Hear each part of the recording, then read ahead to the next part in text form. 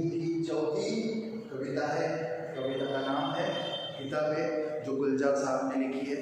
बड़ी ही रोचक ये कविता है, क्योंकि आप सब देख रहे हैं अभी आप सबकी किताबें दूर जा चुकी है और अब मोबाइल या कंप्यूटर पे सब लोग आ गए। क्या आपने कभी सोचा है कि इन किताबें हमारे बारे में क्या सोचती रही? कब से मेरे को छुआ ही नहीं है। तब ऐसा ही कुछ आशय लेके ये कविता आई है। कविता का जो कवि है वो है गुलजार साहब। गुलजार साहब के बारे में हम थोड़ी जानकारी ले लेते हैं पहले। गुलजार साहब जो है उनका मूल नाम है शंकुरन सिंह कालरा। इनका जन्म 18 अगस्त 1936 में दीना, झेलम जिला, पंजाब, स्वतंत्र पूर्व भारत में हुआ। ये कवि, पटकथा लेखक, फिल्म निर्देशक, नाटककार होने के साथ साथ हिंदी फिल्मों के प्रसिद्ध गीतकार हैं।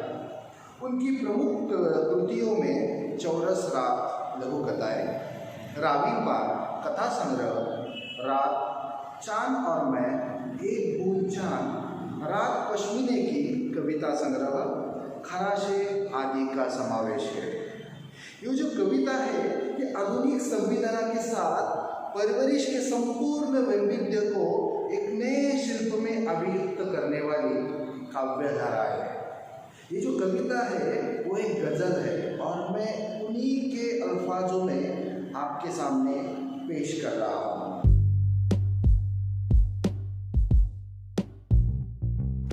हम देख रहे हैं गुलजार साहब की गजल किताबें।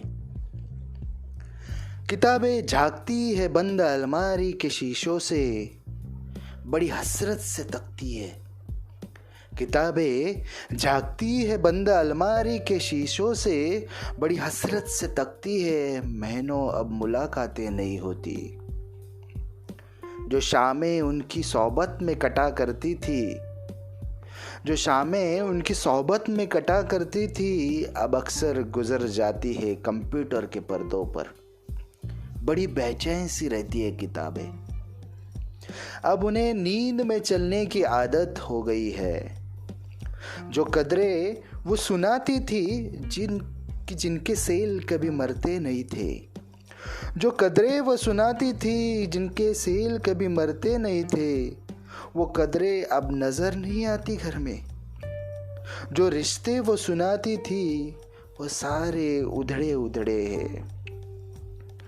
कोई सफा पलटता है तो एक सिसकियाँ निकलती है, कोई सफा पलटता है तो एक सिसकी निकलती है।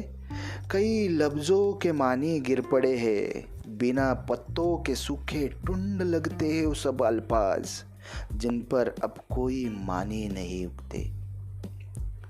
जुबा पर जो जायका आ जाता था जो सफा पलटने का, जुबा पर जो जायका आता था जो सफा पलटने का, अब उंगली क्लिक करने से बस झपकी गुजर जाती है। बहुत कुछ तबतबा खुल जाता है पर्दों पर, बहुत कुछ तबतबा खुलता चला जाता है पर्दों पर। किताबों से जो जाती राब्ता कट गया है।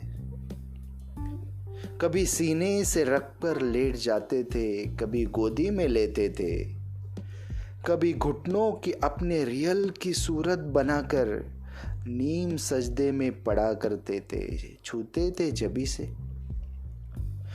वो सारा इल्म तो मिलता रहेगा आइंदा भी, वो सारा इल्म तो मिलता रहेगा आइंदा भी, मगर वो जो किताबों में मिलते करते थे सूखे फूल और महके हुए रुक्के, मगर वो जो किताबों में मिला करते थे सूखे फूल और महके हुए रुक्के, किताबें गिरने उठाने के बहाने रिश्ते बनते थे, उनका क्या होगा?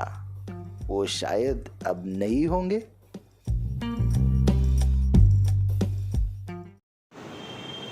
देखिए आप इस कविता का सारांश। किताबें झांकती है बंद अलमारी के शीशों से, बड़ी हसरत से तकती है। महीनों अब मुलाकातें नहीं होती। जो शामें उनकी सोहबत में कटा करती थी, अब अक्सर गुजर जाती है कंप्यूटर के पर्दों पर। बड़ी बेचैन सी है किताबें। अब उन्हें नींद में चलने की आदत हो गई है। जो कदरे वो सुनाती थी जिनके सिर कभी मरते नहीं थे, वो कदरे अब नजर नहीं आती घर में। जो रिश्ते वो सुनाती थी। कवि इस कविता में कहना चाहता है कि गुलजार साहब ने बंद किताबों के चुने चलन के बारे में बताया है। उनके अनुसार किताबें अब सिर्फ अलमारी में बंद रहती है और उससे बाहर निकलने की हसरत के लिए वे अलमारी के शीशे से ताकती रहती है। एक समय था जब लोग अक्सर शाम के वक्त किताबों के साथ बिताया करते थे, लेकिन आज वह शाम कंप्यूटर के साथ गुजारते हैं। इन किताबों में खूबियाँ भी है, जैसे कंप्यूटर में लैपटॉप के भांति सेल खत्म हो जाने की वजह से वो बंद पड़ती है, लेकिन किताबों में ऐसा कुछ नहीं है।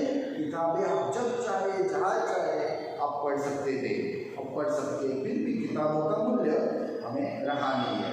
किताबों के मूल्य की किताबें की सिखाती थी, अब वो घर में दिखाई नहीं देती है। वो सारे उधड़े रिश्ते वो किताबों में जो सिलाया करते थे। देखते हैं आगे। कोई सफा पलटता तो एक सिसकी निकलती है, कोई लफ्ज के मानी गिर पड़े हैं। बिना पत्तों के सूखे टुंड लगते हैं वो अल्फाज माने शब्द, जिन पर अब कोई मानी नहीं उठते।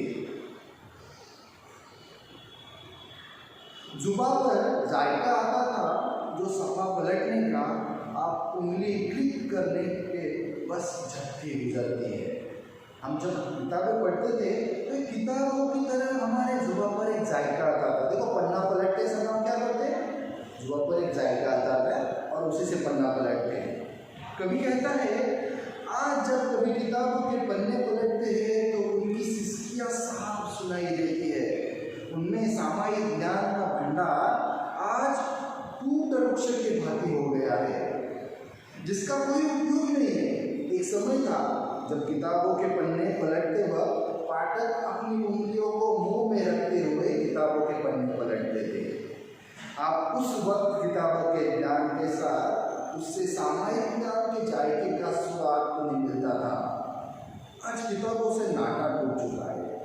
जो लोग उंगलियां कंप्यूटर पर क्लिक करने लगते हैं, वो एक क्लिक में अनेक विंडोज ओपन होती रहती है, लेकिन किताबें जो रहती है, किताबों में जैसे हम पन्ना पलटता है वैसे हमारे मन में आते हुए विचार और किताबों में जो विचार है वो एक दूसरे से एक सम्मोहित होते रहते हैं। लेकिन कभी आगे क्या कहता है, कभी सीने पर लेट जाते थे, कभी गोदी में लेते थे, कभी घुटनों पे अपनी रेल की सूरत बनाकर नीम सजेने पड़ाते थे। छूते थे जबी मतलब माथा। जब हम किताबें जब माता से छूते थे जबी से, वो सारा इन तो मिलता रहेगा आइंदा भी। कभी कहता है ये किताबें हम आइंदा भी पढ़ते रहेंगे, लेकिन मगर वो क्या मगर उसका क्या जो महके हुए रुके हमें मिला करते थे किताबों में, जो किताबों में सूखे फूल हमें मिला करते थे, उनका क्या। किताबें गिरने उठाने के बहाने रिश्ते बना करते थे, उनका क्या होगा, शायद अब वो नहीं रहेंगे। इस कवि ने कहा है कि कभी किताबों को सीने पर रखकर हम कभी सो जाते थे, कभी गोदी में लेकर सो जाते थे, कभी तो घुटनों को रिहन बना करते थे और उसी तरह झुककर प्रार्थना करते थे। रिहन मतलब जो बड़े बड़े ग्रंथ है जिन पे रखने का जो स्टैंड रहता है उनको रियल कहते हैं, और वो रियल हम अपने ही घुटनों में बनाकर वो किताबों में रखकर पढ़ते थे। किताबों का ज्ञान तो आज भी मिल जाएगा, लेकिन किताबों में जो सूखे फूल जो अपने महकते हुए खत मिलते थे वो हम नहीं मिलेंगे, क्योंकि किताबें हम यूज ही नहीं कर रहे।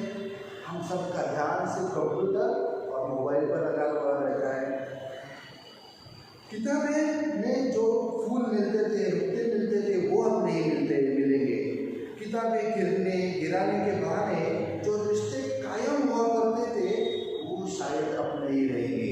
इसीलिए किताबें हमें महत्वपूर्ण ज्ञान देती है। एक दूसरी बात मैं आप सबको कहना चाहता हूँ कि देखिए किताबों में ज्ञान बटा रहता है, जो एक शख्स को अपने फैमिली में जो शख्स रहते हैं उनको इकट्ठा करने का ज्ञान इन किताबों में है, लेकिन वो अभी हम किताबें यूज ही नहीं करते, इसलिए हर एक फैमिली मेम्बर अपने अपने से दूर होता चला जाता है। ऐसी एक सुंदर सी गज़ल अभी गुलजार साहब ने हमें बताई है। अभी आपको जो क्या करना है कि अपने पाठ्य पुस्तक के नीचे जो स्वाध्याय दिया हुआ है वो आपको घर में सॉल्व करना है।